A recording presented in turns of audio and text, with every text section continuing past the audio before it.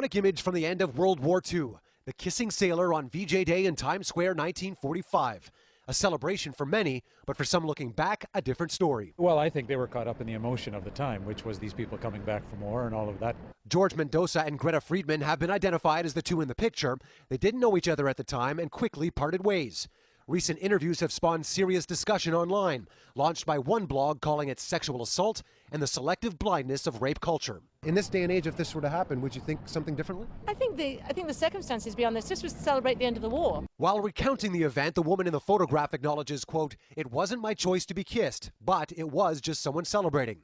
Turn to the experts dealing with the issue of sexual assault in this day and age, and they say any kind of dialogue is key to solving the problem.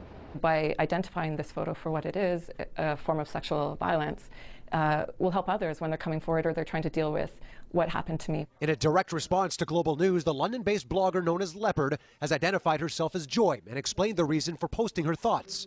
Quote, "I think making a stand for women's rights today is more important than preserving the romance of an iconic photograph," leaving to question what might happen if the same thing were to take place today, or even last year when this photo was taken in Vancouver after a Stanley Cup loss. That one came with an explanation, a couple together in the midst of frightening chaos.